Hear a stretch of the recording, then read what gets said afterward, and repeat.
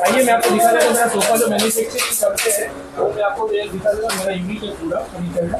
हम लोग जो फ्रेम भी जो है लकड़े का वो हम खुद से ऑन फैक्ट्री बनाते हैं। आप देख सकते हैं ये सागवान का लकड़ी का पूरा फ्रेम बना हुआ है, पूरा नया लकड़ा यूज़ करते हैं हम लोग। हम आपको फ्रेम भी दिखा सकते हैं।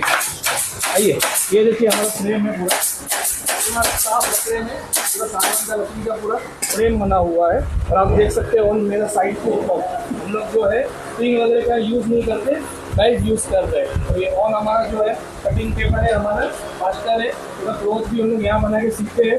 ये हमारा ऑन मशीन से इसके अंदर सब डिज़ाइन होती है सोफे की अंदर। आप जो है फोन का क्वालिटी भी देख सकते हो, आप कौन सा डेंसिटी का फोन यूज़ करते हैं वो फोन भी आप देख सकते हो। ये देखिए ये हमारा प्योर 40 डेंसिटी का फोम है प्योरली। तो रेडी होने के बाद भी जो है आप देख सकते हो ये मेरा सोफ़ा यहाँ पे कस्टमर का रेडी हुआ है। तो मैं आपको दिखा देता हूँ। रखा हुआ है अंदर बैग के रेडी होने के बाद आपको ये इस टाइप का दिखेगा।